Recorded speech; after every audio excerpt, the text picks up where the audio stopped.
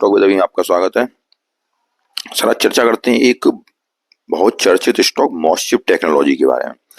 तो मॉसचिप टेक्नोलॉजी को ये चर्चा में कब आया, जब प्रधानमंत्री जी ने ये कहा कि इसको अपने भारत देश को चिप का हब बनाना है, मतलब सेमीकंडक्टर का हब बनाना है या चिप का निर्माण करना है भारत में ही।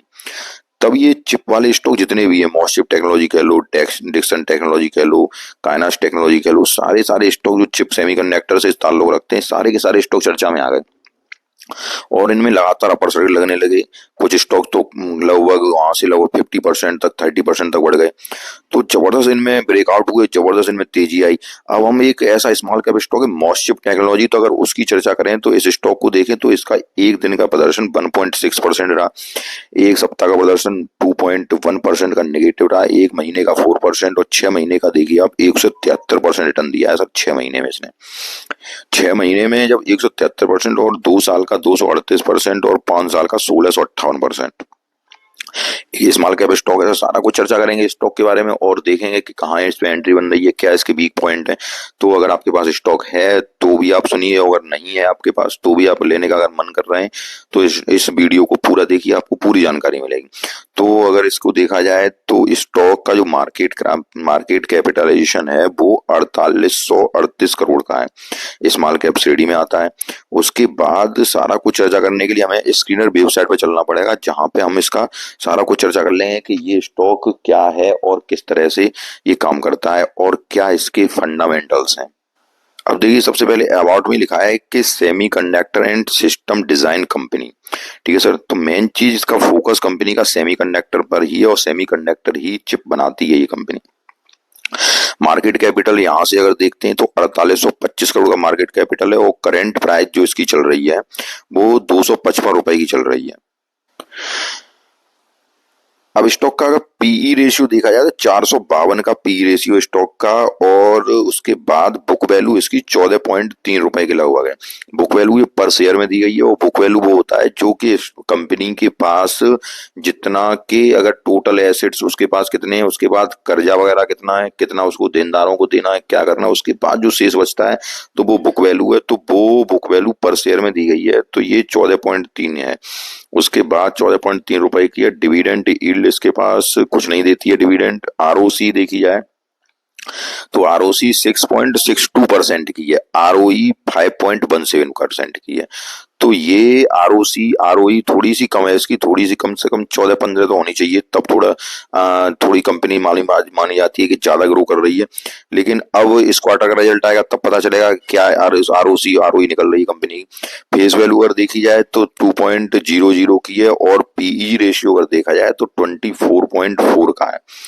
तो सर पीईजी रेशियो अगर देखें तो 24 का बहुत ज्यादा है। पीजी रेशियो होता है कि कंपनी कितनी ओवर वैल्यूड, अगर 1 रुपए से ज्यादा 1 से ज्यादा होती है पीजी रेशियो, 1 से ज्यादा रेशियो, तो वो ओवर वैल्यूड माना जाता है और ये तो 24.4 का है पीजी रेशियो।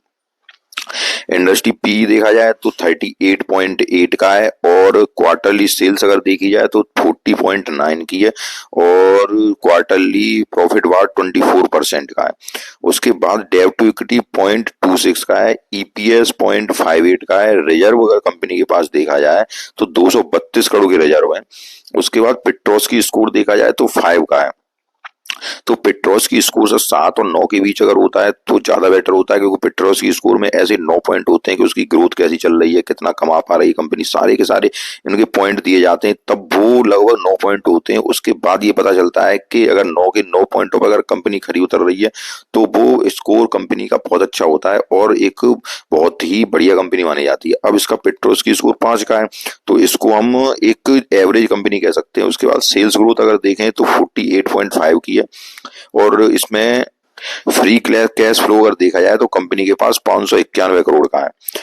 उसके बाद परसेंटेज प्लेज उसने कोई परसेंटेज नहीं कर रखी है। फ्री कैश फ्लो जो होता है कंपनी के पास कितना कैश बचा हुआ है सारे ऑपरेशन खर्च करने के बाद, सारा कुछ निकालने के बाद, सब कुछ देनदारी के बाद जो उसके पास फ्री कैश फ्लो है उसको कंपनी कहीं पे भी यूज कर सकती है, वो 591 रुपए का है उसके पास।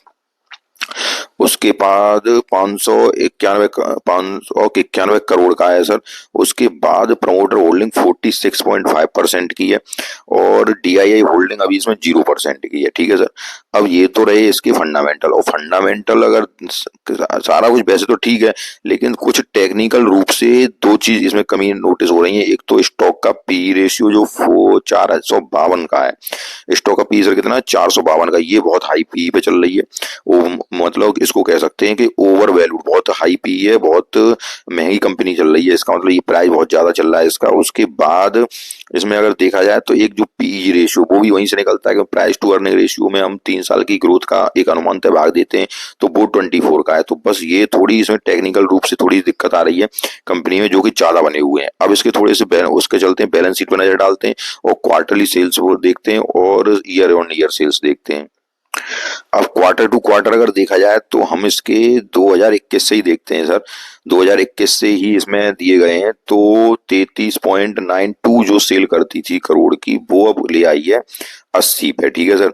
तो लगभग 3 साल में दूनी ही सेल्स लेकर के आ पाई है। और यहाँ पे वो एक्सपेंस अगर देखा जाए तो एक्सपेंस भी लगभग उसी के अनुसार बढ़ा है इसका। उसके बाद ऑपरेटिंग अगर प्रॉफिट देखा जाए कितने परसेंट मार्जिन पे काम कर रही है, तो 11% मार्जिन पे काम कर रही है। ठीक है। ऑपरेटिंग प्रॉफिट मार्जिन मतलब कितना ये कमा पा रही है, तो 11%, मतलब 100 रुपए पे 11% पे काम कर रही है। ठीक है। 100 रुपए पे 11 रुपए कमा लेती है। उसके बाद अदर इनकम अगर देखी जाए तो वो हम छोड़ते हैं। उसका नेट प्रॉफिट अगर इसका हम देखें तो नेट प्रॉफिट, पहले कंपनी प्रॉफिट कितना लेती थी, 1.72, अब कितना ले पा रही है, लगभग 4 के लगभग ले पा रही है। तो दूना नेट प्रॉफिट इसका हो गया कंपनी का। ऐसे ही ईपीएस भी है 0.11, तो यहाँ पे पॉइंट अब कितना हो गया है, 0.21 हो गया है। तो ठीक है सर, कंपनी का जो क्वार्टरली क्वार्टरली प्रदर्शन है वो ठीक है। उसके बाद अब इसका साल दर साल का प्रदर्शन भी देखते हैं क्या है। तो साल दर साल अगर सेल्स देखी जाए तो 2021 से ही हम ले यहाँ से, तो पहले 105 करोड़ की सेल्स थी, अब लगभग 294, फिर 370 करोड़ तक की आ गई है। खर्चा भी इसके उतने ही उसी अनुपात में बढ़े। ऑपरेटिंग प्रॉफिट मार्जिन यहाँ देखिए, पहले कंपनी लॉस में रहती थी ये इन सालों में, कितनी 2018 2019 20 तक। उसके बाद अब ये प्रॉफिट में आ गई है कंपनी, और यहाँ से ऑपरेटिंग प्रॉफिट मार्जिन 11% का लेके चल रही है। उसके बाद प्रॉफिट अगर देखा जाए तो कंपनी को पहले लॉस में ही चलती थी, अब ये 12 करोड़ के प्रॉफिट पे आ गई है। अब उसके बाद डिविडेंड यील्ड तो कुछ है ही नहीं है। ईपीएस देखिए, ईपीएस भी उसी अनुपात में बढ़ रहा है अब। तो कंपनी का प्रदर्शन अब ठीक ठाक चल रहा है, पहले जो माइनस में रहती थी और अब वो ठीक ठाक आ गई है। कंपनी अच्छा प्रदर्शन कर रही है, 11% का मार्जिन लेके चल रही है, ठीक चल रही है। उसके बाद कंपाउंड सेल्स ग्रोथ देखी जाए 3 साल की 41% है, और कंपाउंड प्रॉफिट ग्रोथ 45% है। स्टॉक प्राइस सीएजीआर है 88% है। रिटर्न ऑन इक्विटी 7% की है। अब यहाँ से इसकी बैलेंस शीट पे अगर नजर डालें तो रिजर्व इसके पास 232 करोड़ का रिजर्व है, कर्जा इसके पास 69 करोड़ का है, और फिक्स्ड एसेट जो है पूरा टोटल लायबिलिटीज देखी जाए 382 करोड़ की है, जिसमें से उसने फिक्स कंपनी का जैसे जो बनी हुई जो फिक्स है उसका पास, जो जैसे उसकी कंपनी जहां बनी होगी और भी जो चीजें होंगी, तो वो फिक्स जो कर रखा है 245 करोड़ का अलावा कर रखा है।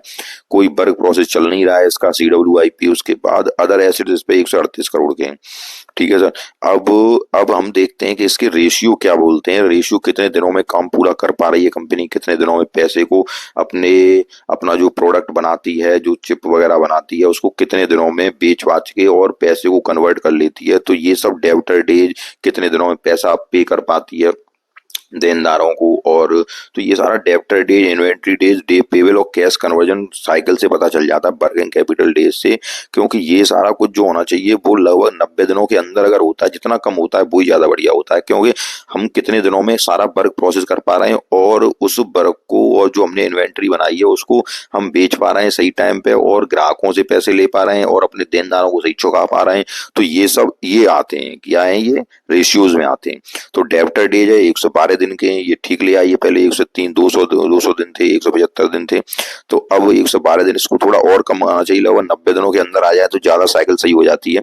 उसका इन्वेंट्री डेज है, देखो ये ठीक है, इन्वेंट्री डेज 12 दिनों पे ले आई है। डेब्ट पेबल है जो 221, ये डेब्ट पेबल 221 को 90 दिनों के अंदर आना चाहिए। कैश कन्वर्जन साइकिल जो कैश को कन्वर्जन बना पा रही है, तो ये माइनस का 96, कोई दिक्कत नहीं होती। माइनस के जो वर्किंग डेज वगैरह, इनमें माइनस का कोई दिक्कत नहीं होती है, क्योंकि ये देनदारों से पैसे ले लेती है और उससे पहले ही बना के पूरा कर देती है काम को। तो वर्किंग कैपिटल डेज 1 से 1 दिन का है, तो इसको भी 90 दिनों के अंदर आना चाहिए। ROC ROE अब इसके 7% तक हैं। तो सारा कुछ देखने के बाद कंपनी का फंडामेंटल ठीक ठाक ही नजर आता है।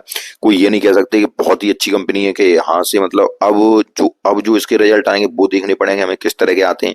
तो मैं ज्यादा कुछ एक्सपेक्टेशन आपको लगाऊं कि ये होगा तो वो तो सब कोई कोई कहता है कि डिक्सन टेक्नोलॉजी बनेगा, कोई कुछ बनेगा, तो ये कब पता चलेगा? ये जब इसके साल दर साल प्रदर्शन या क्वार्टरली क्वार्टरली इसका प्रदर्शन सुधरेगा, ठीक है सर, तभी हम अनुमान लगा पाए कंपनी क्या कर रही है। क्योंकि 11% मार्जिन पे काम कर रही है, 11% मार्जिन ठीक है कंपनी का, लेकिन ज्यादा एक्सपेक्ट अभी करना वो तभी पता चलेगा जब इसके क्वार्टरली रिजल्ट आते जाएंगे। कंपनी बेहतरीन है, कोई दिक्कत की बात नहीं है, और सेमीकंडक्टर में बनना चाह रही है, सेमीकंडक्टर बना रही है और इंडिया को सेमीकंडक्टर का हब बनना है।